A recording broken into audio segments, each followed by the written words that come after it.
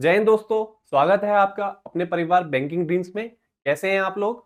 मुझे लगता है कि आप लोग बिल्कुल ठीक होंगे, इसीलिए इस क्लास को आप देख पा रहे हैं। ठीक है, हम लोग स्टार्ट करते हैं आज की क्लास को। ठीक है, कल की बेहतरीन क्लास के बाद मैं आपके लिए ले आया हूं पॉलिटी की एक बहुत ही जानदार धांसू क्लास, जिसमें हम करेंगे पॉलिटी से जुड़े हुए बहुत ही अच्छे क्वेश्चंस। और यहाँ जो क्वेश्चंस कराए जा रहे हैं वो कोई और नहीं है, ये क्वेश्चन एग्जाम में आएंगे। और ये क्वेश्चंस जब आप यहाँ पढ़ लेंगे तो आप जाकर देखेंगे कि ये क्वेश्चंस एग्जाम के पॉइंट ऑफ व्यू से बहुत ही ज्यादा इंपॉर्टेंट है। तो ज्यादा देर ना करते हुए हम क्लास को स्टार्ट करते हैं, लेकिन उससे पहले मैं आपके लिए कुछ जानकारी देना चाहता हूं। देखिए, हमारा ये टेलीग्राम ग्रुप है जिसमें आपको क्लास के बाद नोट्स प्रोवाइड कराए जाएंगे जो कि बिल्कुल फ्री होंगे। आपको पता है कि ये बैंकिंग ड्रीम्स की जो क्लास चल रही है यूपी पुलिस कांस्टेबल री एग्जाम 2024 की, ये बिल्कुल फ्री है। ठीक है, ऐसी यूट्यूब पे चलने वाली ये पहली क्लास है जो बिल्कुल फ्री चलाई जा रही है। आपसे कोई शुल्क नहीं लिया जा रहा है। आपका केवल एक कार्य है जो आप क्लास में आने से पहले करेंगे। इस क्लास को देखने से पहले आप हमारे चैनल को सब्सक्राइब करेंगे और लाइक का बटन दबाएंगे। ठीक है, यही आपकी क्लास की फीस है, इसके अलावा आपसे कोई फीस नहीं ली जा रही है। नेक्स्ट फिर हम जब देखते हैं कि हमारी जो भी हमारी जानकारी है वो इंस्टाग्राम पे दी जाएगी, और आप ज्यादा से ज्यादा इसको शेयर कीजिए। ठीक है, और हम जो है आपको वेबसाइट पे आपको अपने कोर्स का बारे में बताएंगे, और आप हमारी वेबसाइट पे भी जा सकते हैं। ठीक है, ज्यादा देर ना करते हुए हम जो है क्लास को स्टार्ट करते हैं। चलिए स्टार्ट करते हैं क्लास को। तो हमारा पहला क्वेश्चन है कि भारतीय संविधान सभा में महिला सदस्यों की कुल संख्या कितनी थी। क्वेश्चन है हमारा, भारतीय संविधान सभा में कल की क्लास में भारतीय संविधान सभा से रिलेटेड सारे क्वेश्चन कराए थे। मैंने आपको फैक्ट्स बताए थे संविधान सभा के क्या क्या फैक्ट्स थे। ठीक है, अगर आप मेरी क्लास कल नहीं देखे हैं तो आप जाके उस क्लास को देखिए और सीखिए कि संविधान सभा से क्या क्या क्वेश्चन आ सकते हैं। मैंने उसको पूरे संक्षिप्त नहीं, पूरे सार तरीके से बिल्कुल बताया है उसमें, और उसमें आपको बहुत सारे क्वेश्चंस की क्लास में ही प्रैक्टिस करा दी है। चलिए देखते हैं इस क्वेश्चन में क्या है। भारतीय संविधान सभा में महिला सदस्यों की कुल संख्या कितनी थी। तो बात करते हैं भारतीय संविधान सभा की। ठीक है, और उसमें भी महिला सदस्यों की कुल संख्या पूछी है। भारतीय संविधान सभा जो बनी तो उसमें पुरुषों के साथ साथ महिलाओं को भी स्थान दिया गया, क्योंकि महिलाओं के बिना तो इस समाज की कोई भी व्यवस्था है ही नहीं। ठीक है, तो हम बात करते हैं पहले संविधान सभा में कुल सदस्यों की। जब संविधान बनकर तैयार हुआ तब संविधान में कैबिनेट योजना के अनुसार 389 सदस्यों को चूज किया गया था कि जितने भी सदस्य होंगे वो 389 होंगे। ठीक है, और ये 389 का भी किस तरीके से बंटवारा किया गया वो ऐसे था कि इसमें 296 जो थे वो ब्रिटिश प्रांतों से होंगे। ब्रिटिश प्रांत जो कि जो निर्वाचित होके आएंगे, जिनका इलेक्शन होगा।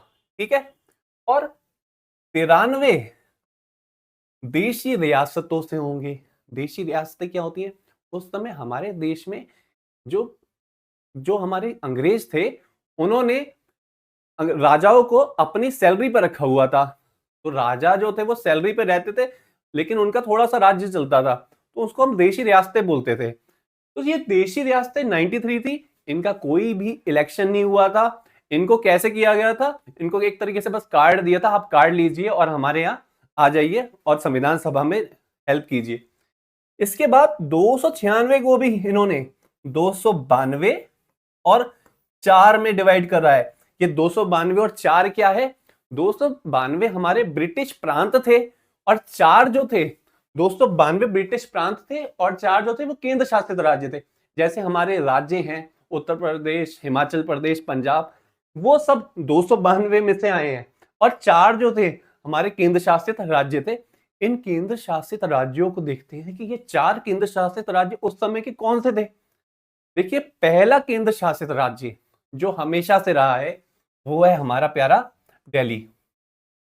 दिल्ली जो था वो केंद्र शासित राज्य था। वो अभी से नहीं, मध्यकालीन भारत से ही दिल्ली को जो है केंद्र माना गया है। मध्यकालीन भी, प्राचीन भारत में भी। प्राचीन भारत में इसको इंद्रप्रस्थ के नाम से बनाया जाना गया है। महाभारत के काल में भी दिल्ली था। उसके बाद दूसरा नंबर था हमारा अजमेर। अजमेर हमारा नॉर्थ इंडिया का पार्ट है। इसके बाद हमारा बात करते हैं बलूचिस्तान की। बलूचिस्तान के बारे में तो आप जानते ही होंगे कि एक जम्मू कश्मीर का पार्ट है, जो कि प्रेजेंटली भारत में नहीं है, जो गलत तरीके से, असंवैधानिक तरीके से पाकिस्तान ने इसको ऑक्यूपाई कर रखा है।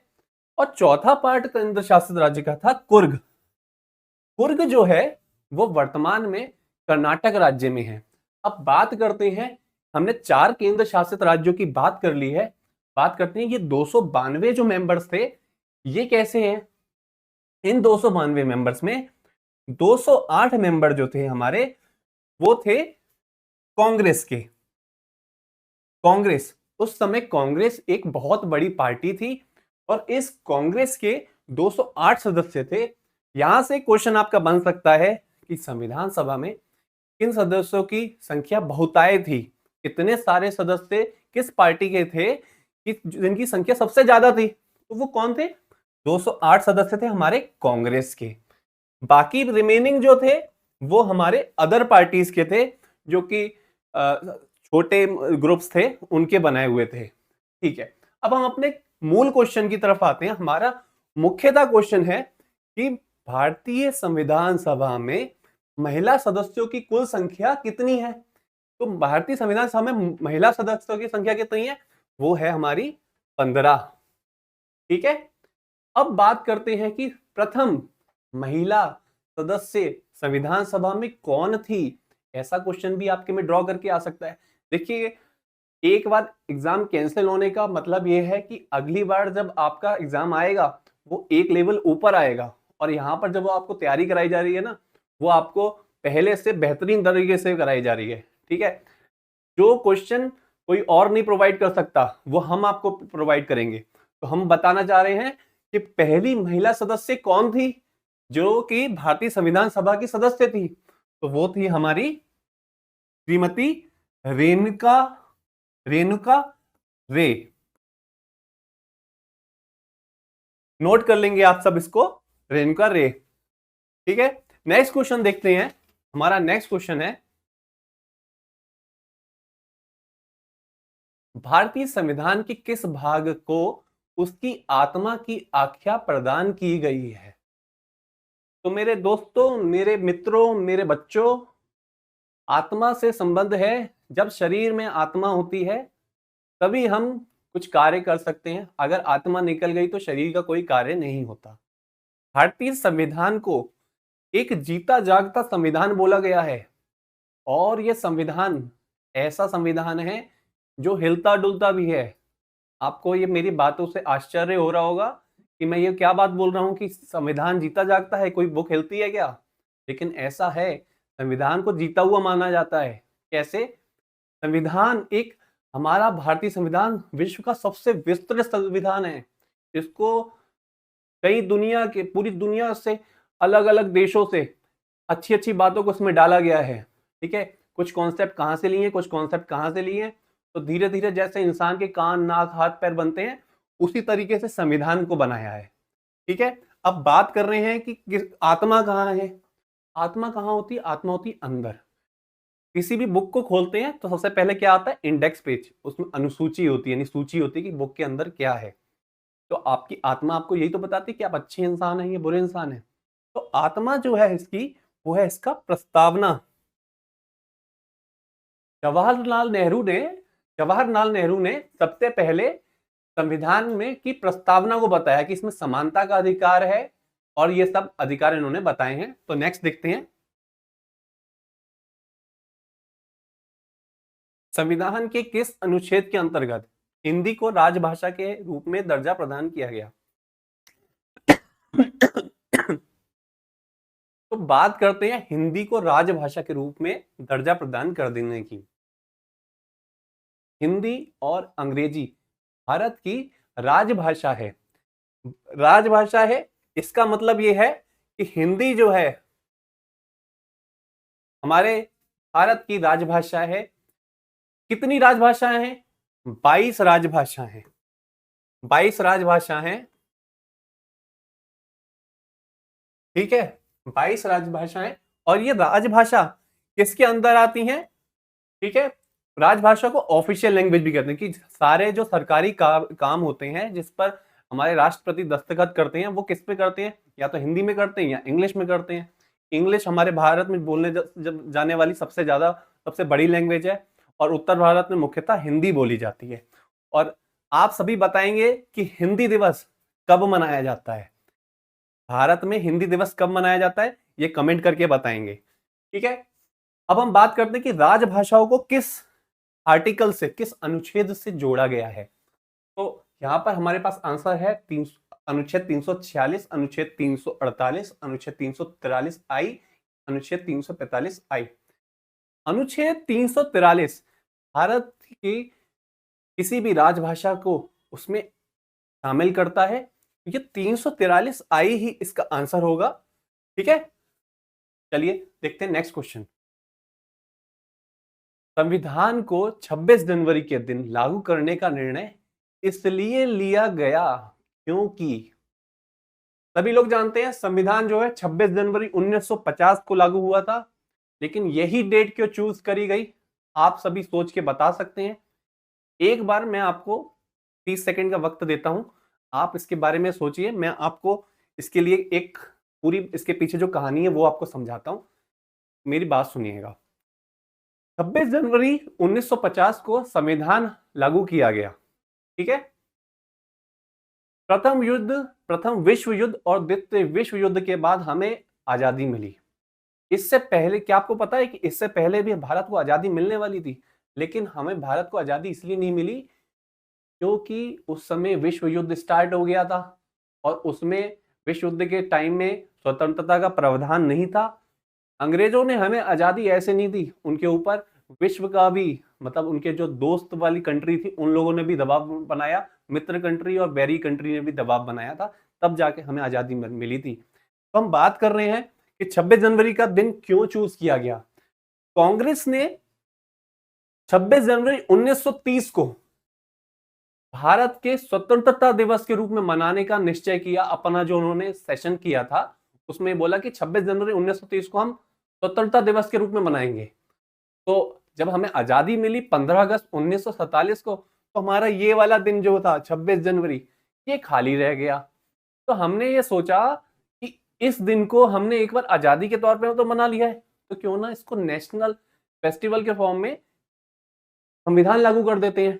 तो इसीलिए कांग्रेस ने इस तिथि को 1930 में स्वतंत्रता दिवस के रूप में मनाया था, इसलिए संविधान सभा को 26 जनवरी को संविधान को लागू कर दिया गया था। नेक्स्ट, भारत के संविधान का निर्माता किसे माना जाता है।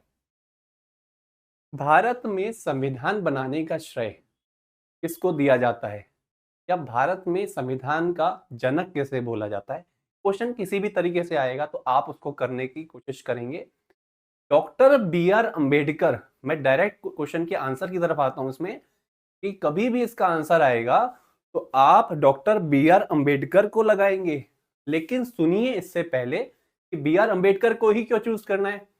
बी आर अंबेडकर ने संविधान की सबसे मुख्य कमेटी ड्राफ्टिंग कमेटी का नेतृत्व किया था, और ड्राफ्टिंग कमेटी में संविधान के सबसे ज्यादा इंपॉर्टेंट कानून लिखे हैं जो हमें स्वतंत्रता भी देते हैं और शिक्षा का अधिकार भी देते हैं और बहुत महत्वपूर्ण अधिकार देते हैं। तो इसका आंसर होगा doctor B R Ambedkar. Next question देखते हैं। भारतीय संविधान सभा के प्रथम दिन के अधिवेशन की अध्यक्षता किसने की थी। भारतीय संविधान सभा जब बनी तब वो किसने मतलब बिना अध्यक्ष बना दिया, बिना इलेक्शन के। सदस्यों का इलेक्शन हो गया, निर्वाचित रूप से हो गया। अब बात आई कि अध्यक्ष कौन बनेगा, तो जी अध्यक्ष जब तक नहीं बनेगा तब तक उसकी अध्यक्षता किसी को करनी है।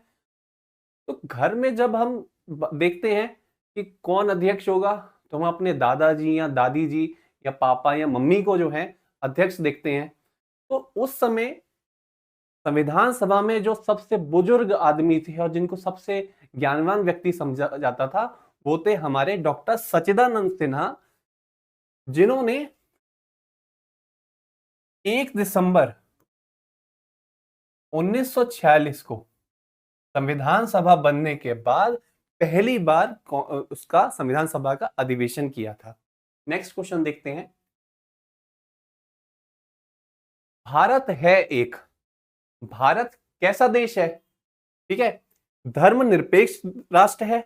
धर्मनिरपेक्षता का मतलब है ऐसा नहीं है कि धर्मों को दबाना है, मतलब भारत का कोई धर्म नहीं है, भारत सभी धर्मों की समान रूप से वो करता है, भारत सभी धर्मों की समान रूप से आदर करता है।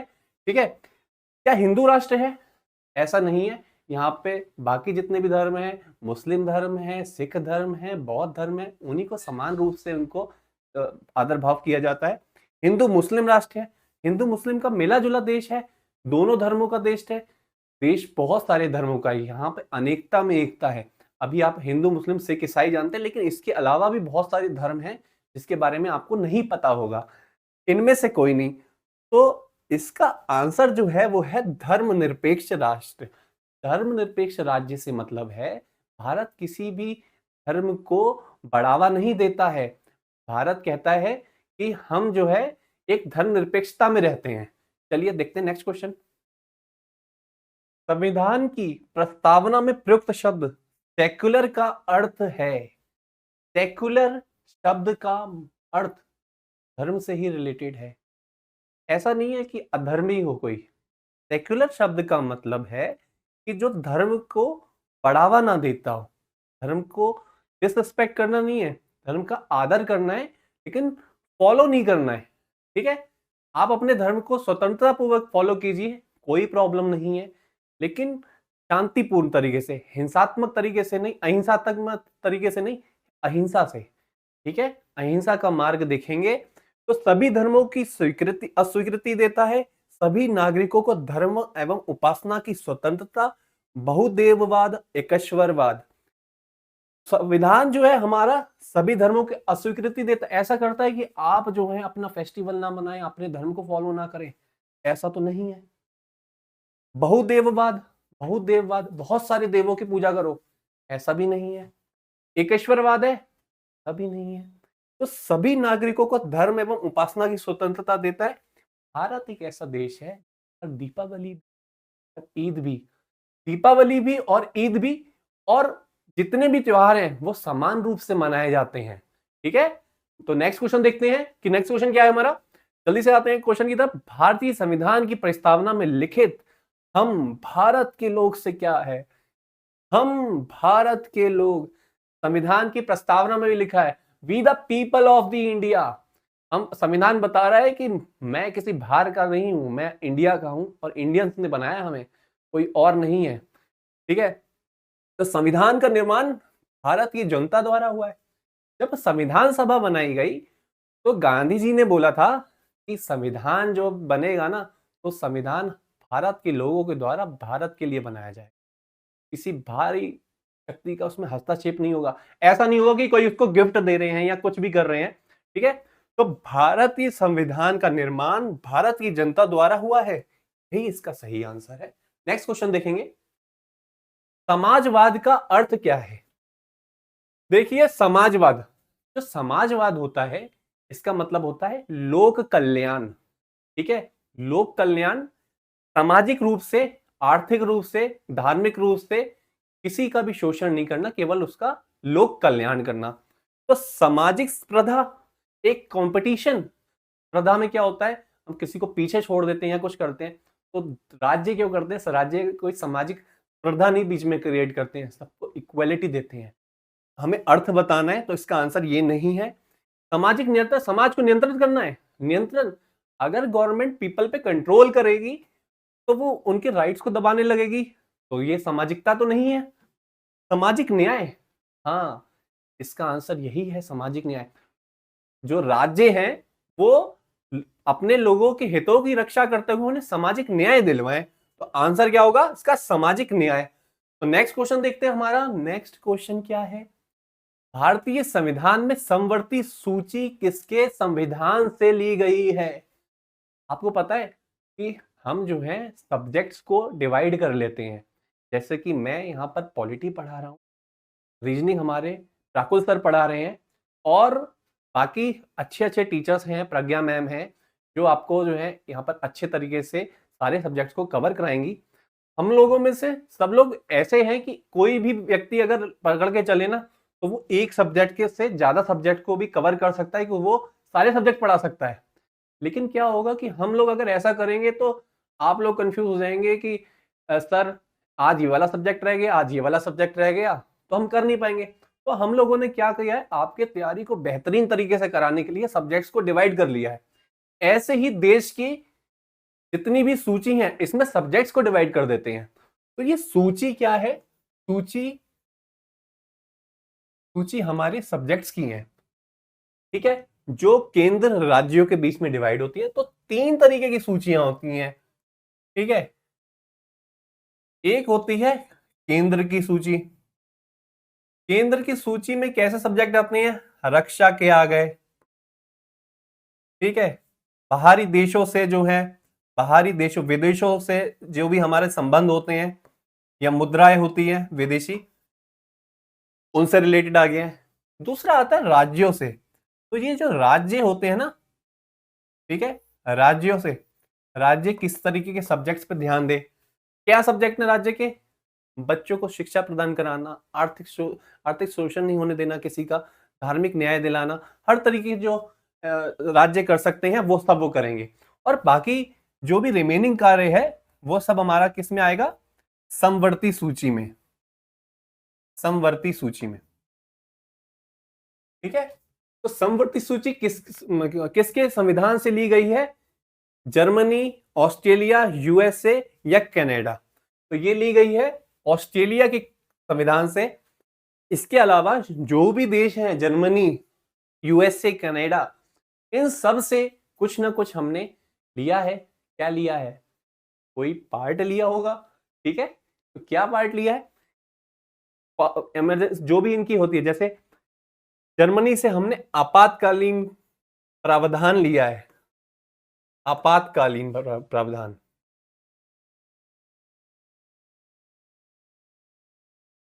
जब देश में आपातकाल होता है तो वो कौन से, किस प्रावधान से लिया गया, जर्मनी के वीमर प्रावधान से लिया गया। जर्मनी का जो वीमर प्रावधान है वहां से लिया है। आपातकालीन देश में कौन लगाता है, राष्ट्रपति लगाते हैं। ऑस्ट्रेलिया से क्या लिया है, अभी इसका आंसर पढ़ा हमने, समवर्ती सूची ली है ऑस्ट्रेलिया से। यूएसए से क्या लिया है, मौलिक अधिकार लिए हैं। कनाडा से क्या लिया है, संघ सूची ली है, ठीक है। नेक्स्ट क्वेश्चन करते हैं। 42वें संविधान संशोधन अधिनियम 1976 द्वारा प्रस्तावना में किस शब्द को नहीं जोड़ा गया है। प्रस्तावना, प्रस्तावना क्या थी, संविधान की आत्मा। 42वां संशोधन कब हुआ, 1976 में है। 42वां संशोधन ही एक ऐसा संशोधन था जिसमें प्रस्तावना में पहली बार संशोधन की बात करी गई। प्रस्तावना में संशोधन नहीं होता, ये संविधान का बेसिक स्ट्रक्चर है, इसमें संशोधन की प्रक्रिया संविधान में नहीं है। तब तक थी, अब नहीं है। क्यों, क्योंकि मूल रूप से किसी को नहीं चेंज कर सकते। आत्मा अगर किसी की चेंज कर दें तो बॉडी किसी काम की नहीं रहेगी। इसी तरीके से प्रस्तावना में कोई चेंज नहीं कर सकते। लेकिन 42वें संशोधन में प्रस्तावना प्रस्तावना जो था हमारा प्रीएम्बल था, उसमें कुछ वर्ड्स जोड़े गए। इनमें से कोई शब्द ऐसे हैं जो उसमें नहीं आए हैं। जब 42वां संशोधन हुआ तो इसमें 3 शब्द जोड़े गए, और वो 3 शब्द क्या थे, पहला था एकता और अखंडता। एकता और अखंडता, भारत की एकता और अखंडता, भारत को किसी बाहरी राज्य से खतरा नहीं होने देना। अखंड है एक भारत, अखंड राज्य है भारत, कहीं भारत का कोई प्रदेश उससे अलग नहीं हो सकता। धर्मनिरपेक्ष, अभी मैंने आपको धर्मनिरपेक्ष के बारे में समझाया था, धर्मनिरपेक्ष भी है। गुटनिरपेक्ष, गुटनिरपेक्ष भी है भारत, लेकिन प्रस्तावना में नहीं जोड़ा गया है। ये गुटनिरपेक्षता प्रस्तावना का पार्ट नहीं है। समाजवादी, सामाजिक कल्याण के बारे में बात करते हैं, हाँ करते हैं। तो यहां पर कौन सा शब्द नहीं है, नहीं है तो गुटनिरपेक्ष नहीं है। देख लेंगे इस क्वेश्चन को, इस क्वेश्चन को देखते हैं तो फिर नेक्स्ट क्वेश्चन पे हम चलते हैं। भारतीय संविधान ने किस प्रकार के लोकतंत्र को अपनाया। लोकतंत्र क्या होता है, लोकतंत्र, लोगों का तंत्र, जहां पर लोग राज करते हैं। लोग राज ऐसे नहीं करते कि बहुत सारे लोग होंगे तो कहीं कोई भी लोग आके अपनी जगह पर बैठ जाए कि आज मैं प्रधानमंत्री हूं, आज मैं, ऐसे तो बीच में क्लैशेस बढ़ जाएंगे, झगड़े होने लगेंगे। लोग अपने प्रतिनिधि को चुनते हैं और उसको प्रधानमंत्री बनाते हैं, वो आते हैं और वो लोकतंत्र को चलाते हैं। तो लोकतांत्रिक राजतंत्र है। राजतंत्र राजा का तंत्र तो नहीं है। लोकतांत्रिक गणतंत्र है, लोकतंत्र है और लोगों के द्वारा इस पे राज्य, भारतीय जनता द्वारा यहाँ पर राज्य किया जा रहा है। भारत का समाज जनता का, जनता द्वारा किया गया राज्य है। इसका सही आंसर है लोकतांत्रिक गणतंत्र। अभी हम इसके दूसरे ऑप्शंस को भी देख सकते हैं। देखिए, मैं सही आंसर बताने के बाद आपको जो है इसके गलत आंसर्स को भी डिफाइन इसलिए करता हूं क्योंकि आप वहां पर जाकर कंफ्यूज नहीं हो। वंशानुगत लोकतंत्र का मतलब है कि एक राजा गया, उसका बेटा, राजा का बेटा राजा बने, जैसा कि नॉर्थ कोरिया में है। ऐसा भी नहीं है। संवैधानिक राजतंत्र, लगा तो संविधान है, ठीक है, लेकिन राजतंत्र चल रहा है उसमें, जैसा कि इंग्लैंड में चलता है, रानी किंग बार बार बनते रहते हैं, तो वो भी हमारे यहां नहीं है। देखते हैं नेक्स्ट क्वेश्चन।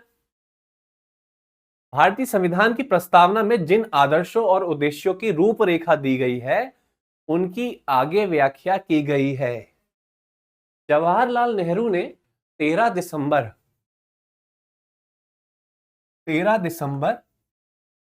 1946 को जब संविधान सभा बन गई तो कुछ बातें बोली। क्या बोला? कि संविधान जो होगा उसके कुछ नीति निर्देशक तत्व होंगे, उस संविधान में मौलिक अधिकार दिए जाएंगे, मौलिक कर्तव्य होंगे, समानता का अधिकार होगा। ये सारी बातें बोली और उसको प्रस्तावना में ऐड कर दिया। वही जाकर आगे प्रीएम्बल, जिसे प्रस्तावना है, उसे संविधान के पहले पेज में चिपकाया गया कि हाँ, ये जो है, यहां से ये इंडेक्स है, ये संविधान की को डिफाइन करता है। तो राज्य के नीति निर्देशक सिद्धांत में मूल कर्तव्य, ये आंसर ठीक है। मूल अधिकारों के अध्याय में, ये भी आंसर ठीक है। तो हमें इन दोनों को मर्ज करना है, इन दोनों को मिलाकर देखना है कि ये दोनों आंसर किसी एक आंसर में आ जाए तो हमारा आंसर वो सही हो जाएगा। मूल अधिकार, राइट, राज्य के नीति निर्देशक सिद्धांत, राइट, और मूल कर्तव्य, राइट। तो इसका सही आंसर है सी। ठीक है, नेक्स्ट क्वेश्चन देखते हैं सर। भारतीय संविधान को संविधान सभा द्वारा अंगीकृत किया गया। अंगीकृत का मतलब होता है स्वीकार कब किया गया या बनाकर कब तैयार किया गया। तो भारतीय संविधान बनकर तैयार हो गया, आपके नोट्स बनकर तैयार हो गए। एग्जाम से पहले 1 महीना पहले आपने अपने सारे नोट्स बना लिए, आपकी सब कुछ तैयारी है, लेकिन एग्जाम तो एग्जाम की डेट पर ही होगा ना। तो हम, ये ऐसा कौन सा मतलब दिन था जब जो है भारतीय संविधान बनकर तैयार हो गया और बिल्कुल रेडी है अपना निकलने के लिए, लेकिन जब डेट आएगी तब जाएंगे। तो भारतीय संविधान सभा के द्वारा 26 नवंबर 1949 को बनकर तैयार हो गया था। ठीक है, तो सभी बच्चे इसको याद कर लेंगे कि 26 नवंबर 1949 को संविधान सभा द्वारा संविधान को अंगीकृत कर दिया गया था, या संविधान बनकर तैयार हो गया था। और लागू कब हुआ था? लागू हुआ था हमारा 26 जनवरी 1950। और क्या बोलते हैं इसको? रिपब्लिक डे, गणतंत्र दिवस।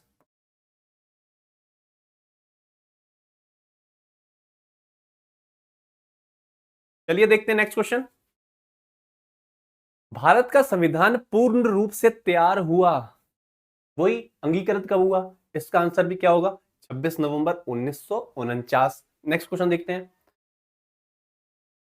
भारतीय संविधान की उद्देशिका में परिवर्तन किस संशोधन अधिनियम में किए गए थे? ठीक है, तो उद्देशिका प्रस्तावना कब हुआ बताना है आपको। संशोधन अधिनियम पढ़ देते हैं, इसके बारे में देखते हैं कि संविधान में संशोधन की क्या प्रक्रिया है, एक किस अनुच्छेद से करी जाती है और कहां हम चेंज कर सकते हैं, कहां नहीं कर सकते हैं। तो इसके बारे में 2 मीठी बातें जान लेते हैं, देखते हैं। देखिए, अनुच्छेद 368 ये आंशिक रूप से अधिकार देता है कि संविधान में चेंज किया जा सकता है, पूर्ण रूप से नहीं। प्रस्तावना में चेंज नहीं कर सकते, इसीलिए आंशिक रूप से बोला है मैंने। और ये भाग 20 में है। केशवानंद भारती केस और गोलकनाथ केस में ये बात बोली गई कि संविधान के बेसिक स्ट्रक्चर को हम चेंज नहीं कर सकते हैं। अनुच्छेद 368 भाग 20 ये बताता है कि संविधान संशोधन अधिनियम की क्या प्रक्रिया है। संविधान को इसीलिए लचीला और कठोर बोला गया है कि इतना लचीला है कि आप उसे उठाकर किसी और शेप में चेंज कर सकते हैं। कठोर, इतना कठोर कि उसको कितनी भी चोटें मार लो रहेगा वैसे ही। अब कठोरता से और लचीलेपन से क्या अर्थ है? संविधान में चेंज के कुछ नियम हैं। जरा सा दो बातें और उसके बारे में समझ लेते हैं। एक प्रक्रिया ऐसी है जिसमें वो नॉर्मल वोट से हम उसको चेंज कर लेते हैं कि जितने भी मेंबर प्रेजेंट हैं उनके 2/3 हैं, हम उसको चेंज कर लेंगे। दूसरी प्रक्रिया ऐसी है जिसमें उच्च सदन और निम्न सदन के उपस्थित 2/3 सदस्यों की प्रत्यक्ष वोटिंग से ही चेंज कर सकते हैं। ठीक है, तो उद्देशिका यानी प्रस्तावना में कब चेंज किया गया? 42वें संशोधन अधिनियम 1976 में हमने इसको चेंज किया है। चलिए देखते हैं नेक्स्ट क्वेश्चन। भारतीय संविधान कैसा है? कैसा है? अरे जी कैसा है भारतीय संविधान? भारतीय संविधान है हमारा ना लचीला ना कठोर, सबसे विस्तृत है, जीता जागता है और बातें करता है हमसे। तो इसका आंसर है ना ही कठोर और ना ही लचीला। अशांत है, बोलता है ना, कैसे बोलता है? अपने रूल से बोलता है। लचीला है, लचीला भी है, कठोर भी है, तो जिसमें सारी बातें लिखी हुई है वो हम लिख देंगे। चले नेक्स्ट क्वेश्चन। भारत में किस प्रकार की शासन व्यवस्था अपनाई गई? शासन व्यवस्था से बात है, भारत की जो गवर्नमेंट है वो कैसी शासन व्यवस्था चलाती है, मतलब किस तरीके की गवर्नमेंट है हमारी? तो पार्लियामेंट्री गवर्नमेंट है, पार्लियामेंट है हमारे पास। कहाँ है पार्लियामेंट? कमेंट में करके बताएंगे आप कि हमारा भारत का पार्लियामेंट कहाँ है, और अभी जो पार्लियामेंट बना है इसका इनॉग्रेशन कब हुआ है, ये आप सभी कमेंट करके बताएंगे। चलिए देखते हैं क्या है। भारत में, भारत की ने जो है ब्रिटिश की संसदीय प्रणाली को अपनाया। क्यों अपनाया? क्योंकि उस समय भारत में ब्रिटिश रूल था और संसदीय प्रणाली को हम इस भली भांति जानते थे कि ब्रिटिश की संसदीय प्रणाली कैसे है, और ये संसदीय प्रणाली बहुत ही विस्तृत है, बहुत ही स्पष्ट है और इसमें जनता का पूर्ण रूप से हस्तक्षेप हो सकता है। इसीलिए हमने ब्रिटिश संसदात्मक प्रणाली को अपनाया है, और कोई भी प्रणाली इतनी स्पष्ट रूप से हमसे बात नहीं करती है, उसमें लोगों का इतना बड़ा रोल नहीं है। ठीक है, तो नेक्स्ट क्वेश्चन देखेंगे। भारतीय संविधान का अभिभावक कौन है? अभिभावक कौन होते हैं? गार्जियन। ठीक है, अब गार्जियन कौन है? आपके गार्जियन आपके माता पिता, आपके दादा दादी, या आपके जहां भी आप रहते हैं वो हो सकते हैं। संविधान जीता जागता है, उसको भी गार्जियन की जरूरत है, कोई उसको फाड़ ना दे। फाड़ने का मतलब यह है कि संविधान को के रूल्स को हटा ना दिया जाए, संविधान को कोई चेंज ना कर दे। तो आपकी जैसे कोई रक्षा करता है ना, ऐसे भारतीय संविधान की भी कोई रक्षा करता है। राष्ट्रपति करते हैं, राष्ट्रपति के लिए तो प्रावधान है, प्रधानमंत्री नहीं करते हैं, इनके लिए भी प्रावधान है। निर्वाचन आयोग, इलेक्शन आयोग करता है, या सर्वोच्च न्यायालय करता है? न्याय कहां से मिलता है? सर्वोच्च न्यायालय से मिलता है। तो एक दिन किसी ने भारतीय संविधान में कुछ चेंज करने थे, उसने कर दिया, तो ये भारतीय संविधान भागता भागता गया सुप्रीम कोर्ट में, सर्वोच्च न्यायालय में, कि भाई मेरे साथ जो है ऐसा ऐसा लोग कर रहे हैं। तो सर्वोच्च न्यायालय ने कहा अरे डरते क्यों, मैं बैठा हूं, मैं तुम्हारा कौन हूं? गार्जियन हूं। तो इसका आंसर है सर्वोच्च न्यायालय। चलिए देखते हैं नेक्स्ट क्वेश्चन। भारत में वयस्क मताधिकार की उम्र क्या है? यानी एडल्ट मताधिकार, कितने साल का व्यक्ति वोटिंग कर सकता है? ठीक है, तो आप सभी जानते हैं कि 18 वर्ष ये सीमा तय की गई है कि 18 वर्ष के बाद कोई भी भारतीय व्यक्ति जो है, महिला या पुरुष या ट्रांसजेंडर जो भी हैं, वो अपना वोटिंग कर सकते हैं। पहले ये आयु 21 वर्ष थी, लेकिन 60वें संशोधन के बाद, संवैधानिक संशोधन के बाद ये आयु सीमा 21 वर्ष से 18 वर्ष कर दी गई है। आपका क्वेश्चन आएगा कि किस संशोधन के बाद ये प्रक्रिया करी गई है, तो आप लिखेंगे 60वें संशोधन के बाद ये प्रक्रिया की गई है। नेक्स्ट करते हैं क्वेश्चन। भारत के संविधान में संघीय शब्द की जगह किन शब्दों को स्थान दिया गया है? संघीय शब्द का मतलब क्या है? मतलब यूनिटरी। एक यूनिटरी होती है कि छोटे छोटे बॉल्स थे, या फिर ये कह सकते छोटे छोटे पार्टिकल्स थे, उन्होंने मिलकर एक बड़ा बना दिया, उसे कहते हैं होल्डिंग टुगेदर। इसने जो है बड़ी चीज को एकदम कैप्चर करके रखा हुआ है। आप सभी बच्चों ने हमारी क्लास को जो है एक बड़ी तरीके से, अच्छे तरीके से संजो के रखा हुआ है। एक होती है एक बड़ी चीज थी, वो बिखर गई, कांच का गिलास टूटता है वैसे टूट जाते हैं, ठीक है। तो इनमें से हमारा देश किस तरीके की व्यवस्था को देखता है, ये कैसे चलती है? तो भारत में बहुत सारे राज्य हैं और ये सभी राज्य इकट्ठे हुए जब देश आजाद हुआ, जब ये संविधान बना, उस संविधान में ये प्रावधान था कि सभी देशी रियासतों को एक कर दिया जाए ताकि दोबारा से देश में गुलामी में ना जाए, क्लैशेस ना हो, कुछ ना हो।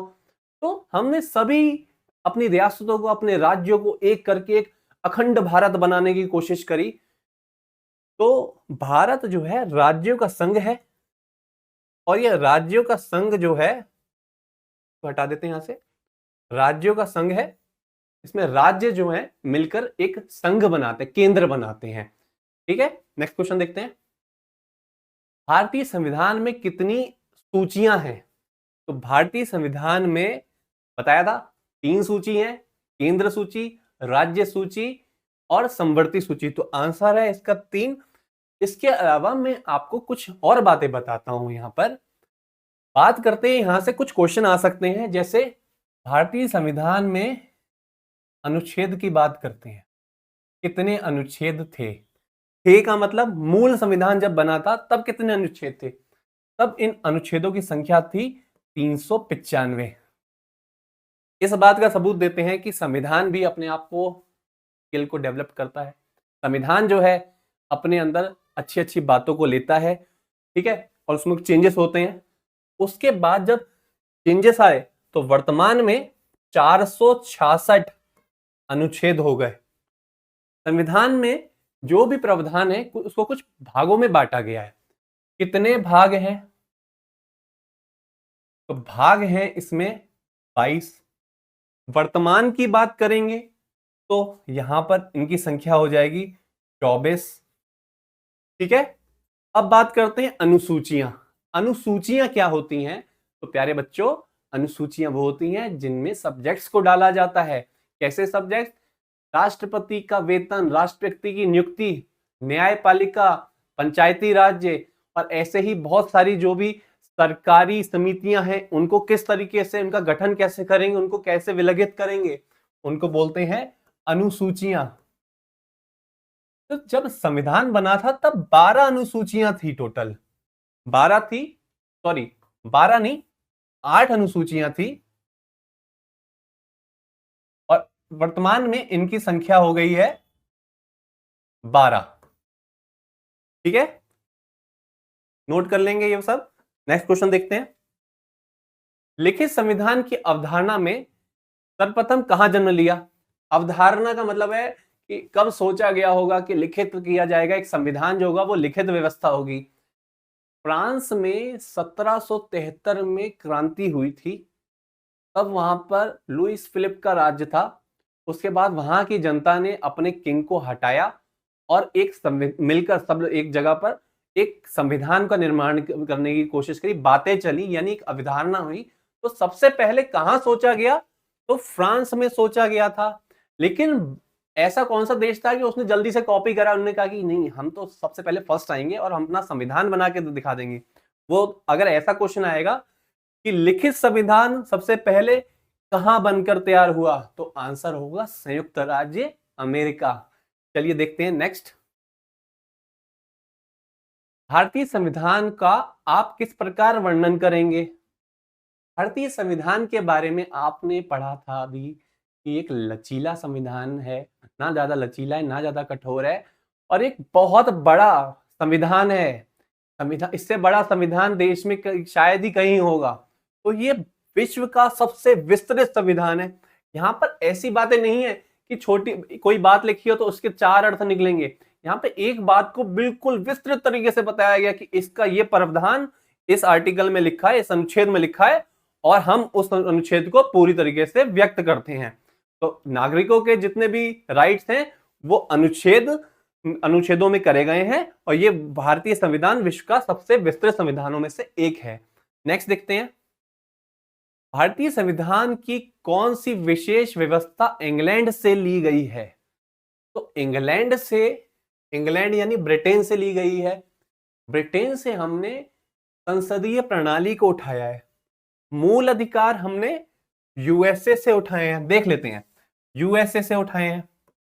सर्वोच्च न्यायपालिका हमने ये भी यूएसए से ली है और संघीय प्रणाली हमने कनाडा से ली है। ठीक है, नेक्स्ट क्वेश्चन देखते हैं, भारतीय संविधान का कौन सा लक्षण आयरिश संविधान से अनुप्रेरित है? आयरिश संविधान, मैंने आपको बताया कि संविधान में कुछ प्रावधान जो हैं वो हमने अलग अलग देशों से लिए हैं। अब ये आयरिश एक कंट्री है, वहां से हमने क्या संविधान का क्या लिया है, ठीक है। तो आयरिश ने भी कहीं से लिया है, आयरिश ने कॉपी करा है स्पेन से करा है कॉपी, हमने आयरिश से कॉपी कर लिया। तो नीति निर्देशक सिद्धांत, राज्य के नीति निर्देशक सिद्धांत जो भाग 4 में आते हैं उनको हमने आयरिश से लिया है। भाग 4 राज्य के, इनको क्या बोलते हैं? DPSP, directive principle of state policy. थोड़ा सा जान लेते हैं कि डीपीएसपी है क्या। संविधान राज्यों को ये निर्देश देता है कि वो राज्य के वेलफेयर के लिए काम करे, राज्यों को कल्याणकारी बनाए, आर्थिक व्यवस्था को देखे, लोगों को राइट्स दे, लोगों को नौकरी दे। जैसे कि हमारी कंट्री में होता ही है, सभी राज्य जो है अपने राज्य के लोगों को नौकरी देते हैं और उनको सुचारू रूप से पानी की, खाने की सब व्यवस्था करते हैं। और एक बात मैं आपको बताता हूं, एक चीज होती है न्यायिक और एक होती है गैर न्यायिक। दोनों में क्या डिफरेंस है? इसका नेचर जो है ना, राज्य के नीति निर्देशक जो भी आपके सिद्धांत हैं, इनका जो नेचर है वो गैर न्यायिक है। गैर न्यायिक क्यों है? न्यायिक और गैर न्यायिक क्या होता है? जब हम अपने कोई भी राइट्स को वो करते हैं, इन्फोर्स करवाते हैं और उसकी रक्षा अगर सर्वोच्च न्यायालय करता है तो उसको हम कहते हैं न्यायिक है। और जब इसकी रक्षा सर्वोच्च न्यायालय नहीं कर सकता, राज्य की मर्जी है कि वो आज आपको राशन दे रहे हैं, कल आपको राशन नहीं दे, तो ये ऐसे संविधान क्या होगी? ऐसे कहते हैं गैर न्यायिक है। ये सिद्धांत गैर न्यायिक है, आप इसके लिए सुप्रीम कोर्ट में नहीं जा सकते। ठीक है, इसका आंसर है नीति निर्देशक सिद्धांत। नेक्स्ट क्वेश्चन देखेंगे, भारतीय संविधान का सबसे बड़ा एकाकी स्रोत है। जब गवर्नमेंट रेडी हुई 15 अगस्त 1947 को, ठीक है, तब हमारे पास कोई संविधान नहीं था, तो हम किस चीज पर कार्य करें? देश की व्यवस्था करानी है, चलानी है, कैसे करेंगे? देश को चलाना है, कैसे चलाएंगे? तो जब तक संविधान तैयार नहीं हो जाता तब तक जो ब्रिटिश का रूल चलता आ रहा है हम उसी को फॉलो करेंगे। तब गवर्नमेंट ऑफ इंडिया एक्ट, भारतीय संसद नियम 1935, इसके अनुसार हमने कार्य किया। ठीक है, तो गवर्नमेंट ऑफ इंडिया एक्ट 1935 जो है हमारा। ठीक है, नेक्स्ट करते हैं, भारत की संघीय व्यवस्था किस देश की संघीय व्यवस्था से अधिक समानता रखती है? मैंने आपको बताया था संघीय व्यवस्था भी हमारे देश में किसी देश से ली गई है, तो वो देश कौन सा है? वो देश है हमारा कनाडा। ठीक है, कनाडा क्यों है? क्योंकि कनाडा जो है यूनाइटेड ऑफ अमेरिका में, यूएसए में ऐसा देश है जिसको यूएसए ने अपने में सम्मिलित किया है।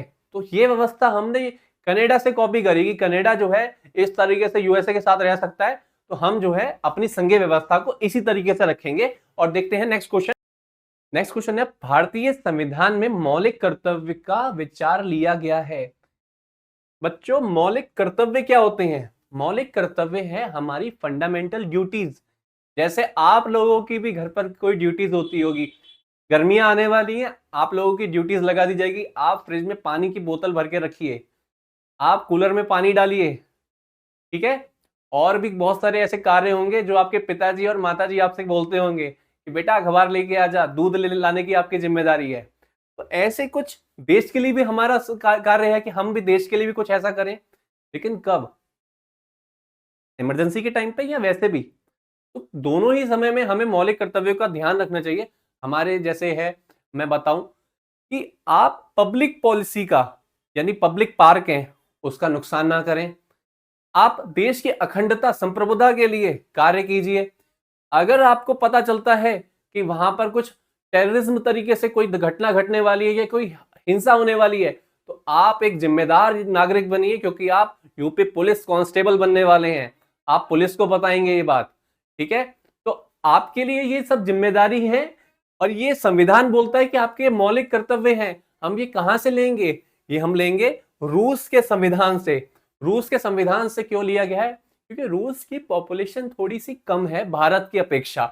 तो रूस में जब कभी कुछ युद्ध हो जाता है तो वहां के नागरिकों को भी बुला लिया जाता है। तो जब भारत और चाइना का युद्ध हुआ था 1971 में, तब भारतीय संविधान में यह बात करी गई कि नेशनल इमरजेंसी के टाइम में यहां के नागरिकों का भी तो रोल होना चाहिए कि कुछ मौलिक कर्तव्य किए जाएं। तो भारत के मौलिक कर्तव्य क्या है, भारतीय संविधान में मौलिक कर्तव्य क्या है, वो रूस के संविधान से लिए गए हैं, और इसको हमने भाग 4A से सम्मिलित किया गया है, ठीक है। तो आज की क्लास कैसी लगी आपको? मैं आपसे यहीं अलविदा लेता हूं। आप बताइए, और हमारी क्लास में जो भी आपको लगता है कि मैं आपको लिए और कुछ अच्छा कर सकता हूं, कृपया करके कमेंट करके बताइए। और ज्यादा से ज्यादा अपने दोस्तों मित्रों के साथ आप इस क्लास को देखिए, और अपने दोस्तों को बताइए कि सिलेक्शन लेने की अगर कोई जगह है तो वो यही है, बैंकिंग ड्रीम्स है, जहां आपको क्वालिटी वाइज पढ़ाया जाएगा। चलिए ठीक है, विदा लेता हूं आपसे। लाइक कर दिए, सब्सक्राइब कर दिए चैनल को, और हमारी वीडियो को जरूर शेयर कीजिए। धन्यवाद, थैंक यू।